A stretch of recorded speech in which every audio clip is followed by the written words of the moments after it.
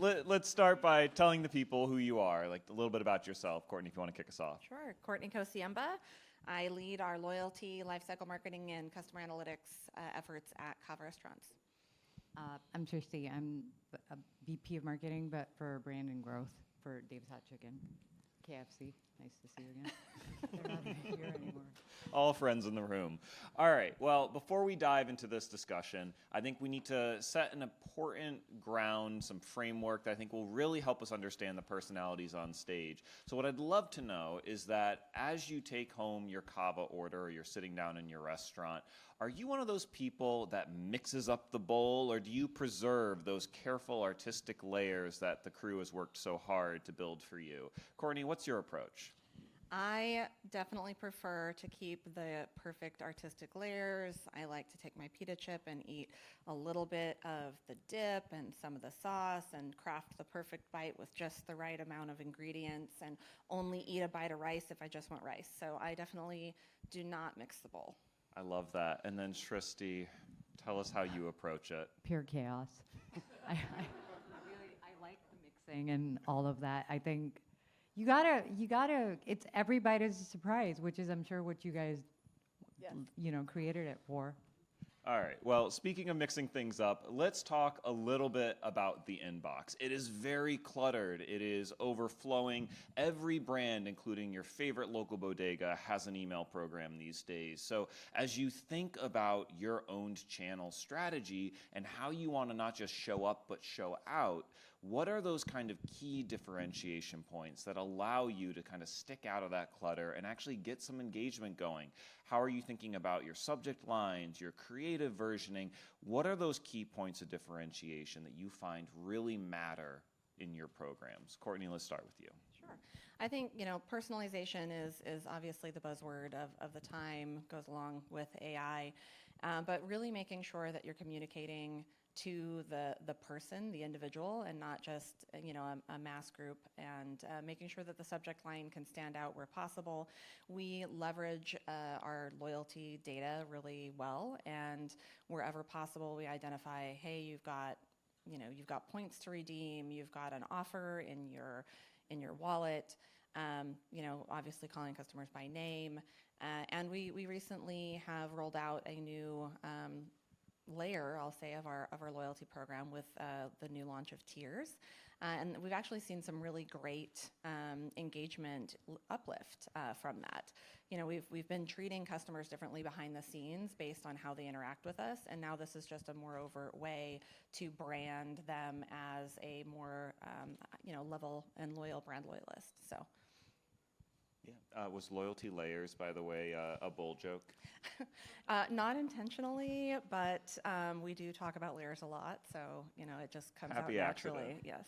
And then Srishti, for you, how are you differentiating your program in the inbox? So we've always been, and this is taking all the insights that we have about who our core customers are.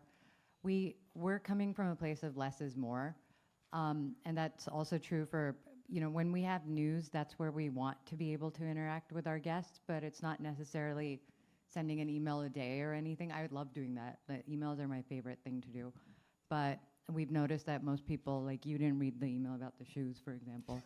But you have to be strategic in terms of where and how you want to reach them and how many times you do that. So when we have something, and we do this, even with our discounting and things like that, we're very cautious about how and when we do it and what that cadence looks like, so it's not overwhelming the customer or guest, as we like to call it, and it's also not about competing with 50 other brands at 2:00 on a Friday afternoon. Gotcha. Well, I love the approach of less is more. And then, Srishti, I'm curious if that bleeds over into my next question, which is really as we look at not just email, but the full portfolio of outbound and owned channels that you have at your fingertips. There's email, there's SMS, there's push notifications, there's even in-app notifications, if that's an area that you play in. How do you think about that orchestration so that they all feel coordinated and additive to each other and not just like this big glut of messaging that goes out all at once? Right. And so again, for us, it's I would say in a way, for us, social media is also a part of our loyalty strategy. We built a really loyal sort of cult following across all those channels, and that's now bleeding into our app strategy. That's now bleeding into the rest of it. We don't do SMS, and again, that's because if anybody has somebody who's under 30 in their household, you know that nobody's reading text messages that much, right? And so we're very cautious again about over communication and overwhelming them. But we'll do SMS, for example, where it makes sense from like your order's ready, right? So if it's serving a very specific purpose, we'll do that. In terms of, we utilize all the real estate that we have on our own channels and treat it with a lot of careful consideration. So it's used for, here's a new product launch, here's something that you want to get into the next tier for, here's what your entire tier journey sort of looks like, and here's how you get to it. So it's always very informational, and it's always very thoughtful in terms of how we want to be able to communicate with them. And then we do the same thing on social. So all of it is very interconnected and it's very integrated. And that's also, at the consumer touch points within the stores. So it's all very thoughtfully curated, I would like to say. Yeah, it sounds like you almost have a channel consideration for transactional messaging versus your actual marketing message. Correct. Courtney, what about you? Yeah, I would say we play in all the channels. We definitely do marketing SMS. And we're, not that we're trying to overwhelm, but we also recognize that sometimes, actually this week we launched our first game. We launched it through email, saw really, really great engagement. So we're also trying to think of outside of the box ways to engage customers, get them to open their app more frequently, give them a reason to come back more often, so that when they do see the email, maybe they don't open it right away, but it reminds them that CAVA is still there, and maybe if they're hungry, they're going to come and grab a bowl for lunch. So we, as we think about what we're going to communicate where and when it happens, we don't just blast everything out to everybody at the same time, right? So you've got an email, you've got a push notification. We're just leaning into content cards, so personalization on the website, and all of those things a lot of the time say something different. So we might be talking about your loyalty point value as the headline on the website, whereas the push notification might remind you that you have a promotion that's expiring, and the email, because we have some really beautiful graphics, might be talking about our latest product launch. And together, all of those things work collectively to be additive, and that way you're giving the customer all of the information that they might need, but through different channels and at different time points. So it's not just the when and where, though, right? But it's also the frequency, the cadence. How are you considering the risk of message fatigue with all of those different touch points that you have within a given channel, and certainly across the spread of channels? Do you feel like you've reached saturation? Do you have more room to grow? And how do you kind of hone in on that sweet spot? I would say from an email perspective, we've probably reached saturation. We are now focused more on lengthening the message. So when I started the journey with CAVA, we had maybe one email a week, and it was usually one message, and that's it. We've moved up in frequency.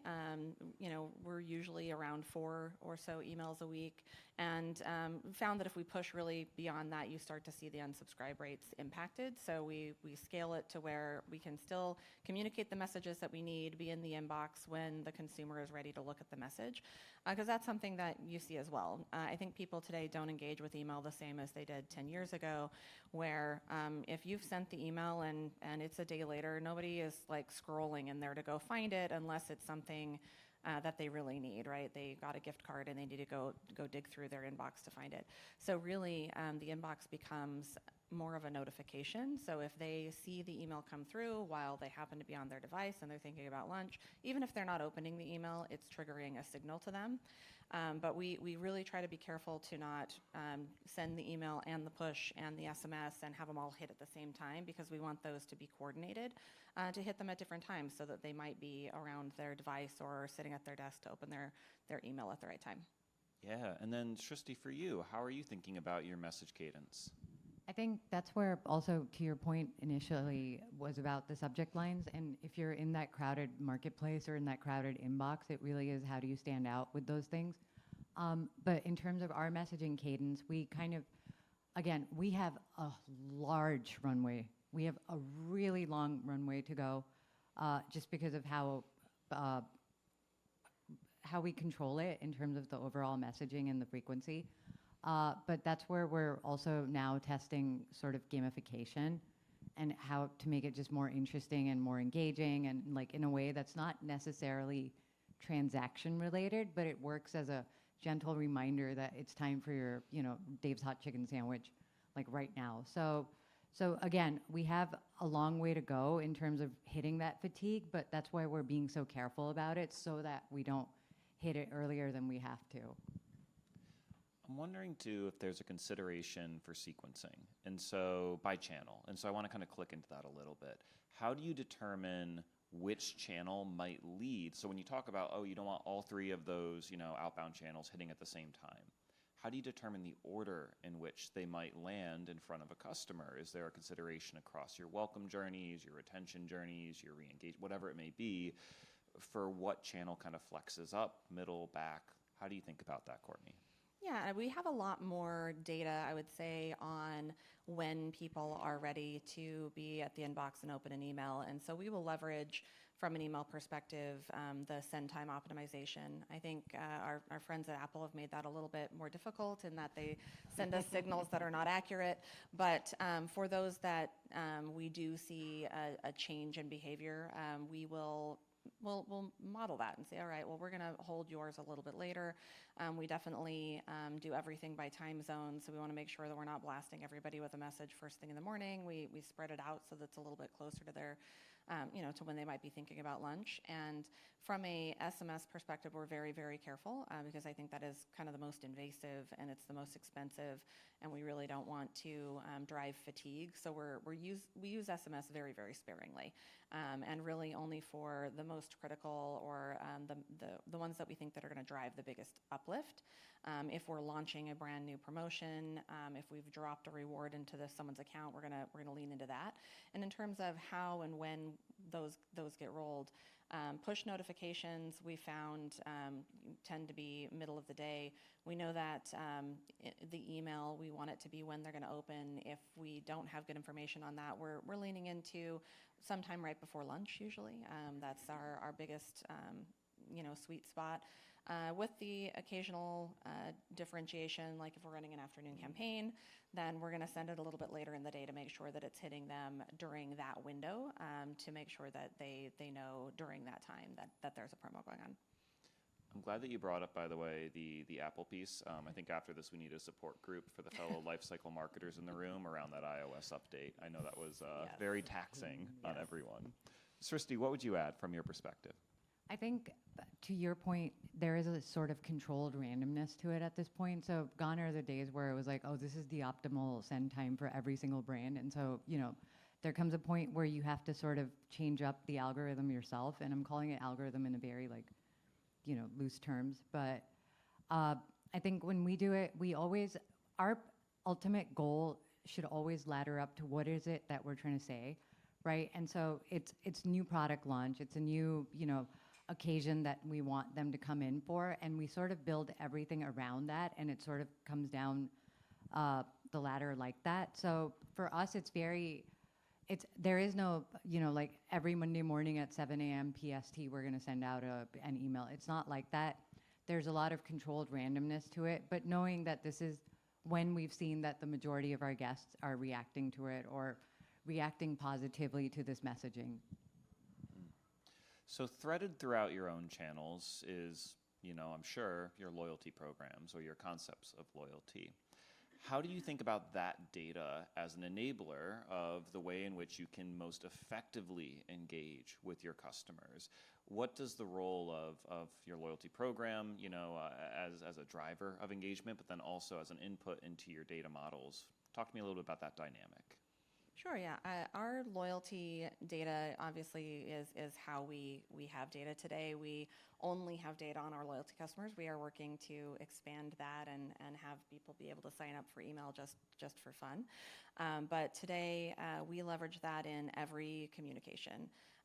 Whether it's just a simple signal of, hey, you have this many points, now we can layer around the templates, the color of the tier that you're in, how many points you might need to get to the next one. And so woven through every brand communication, whether we're talking about catering or a new product launch, it's framed in loyalty and reminding people that they have this extra benefit.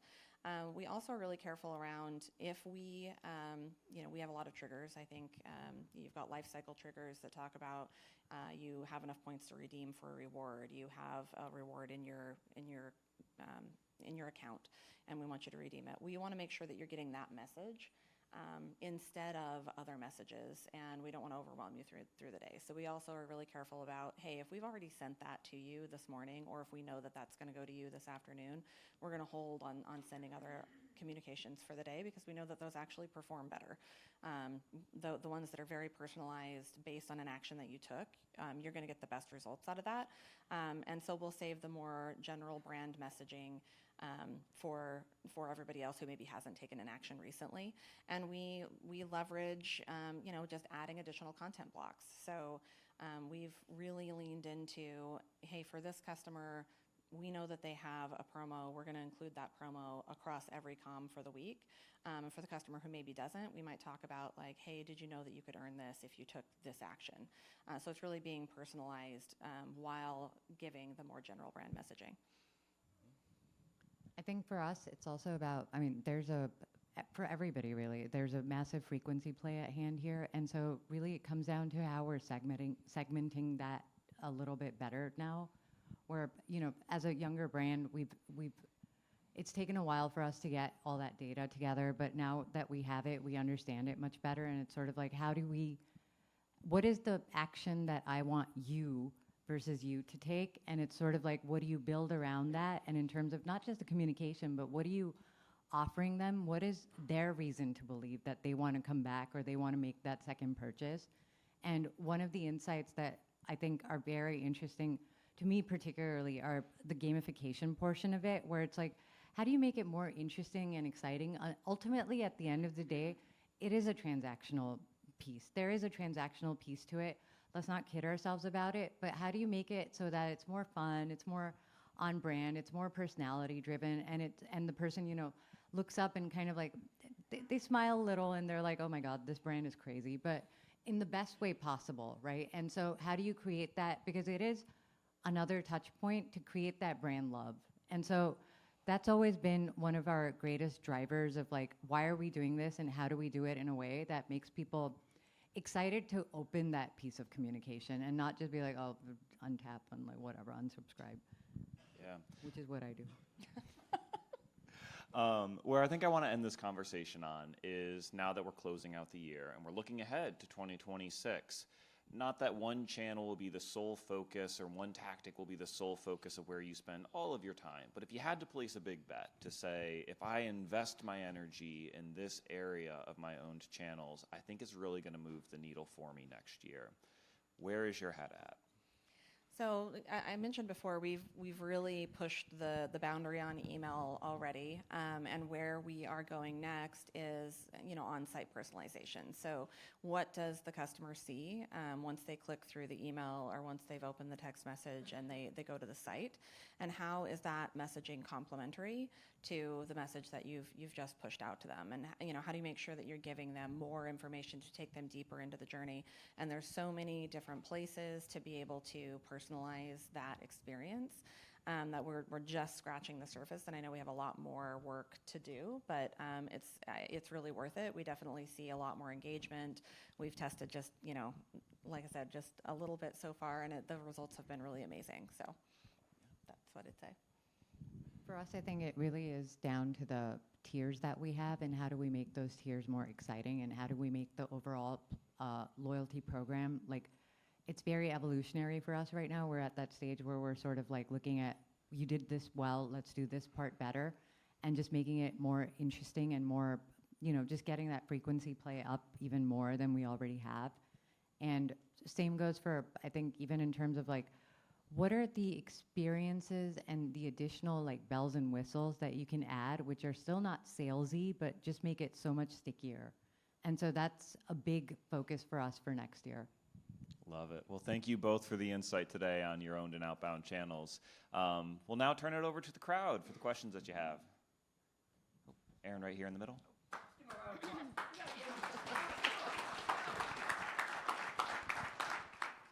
Hi, it's Olga Lopategios, restaurant loyalty specialist.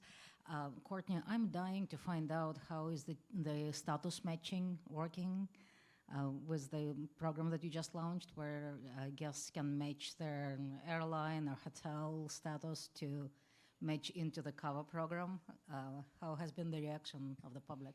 Yeah, I mean, so for those of you that don't know, and I'm glad that you put that plug in because I wanted to do it at some point, but we are running a status match promotion right now where if you have status anywhere else, whether it be another restaurant or an airline or a hotel, you can match it at CAVA. And we've had really excellent response to that.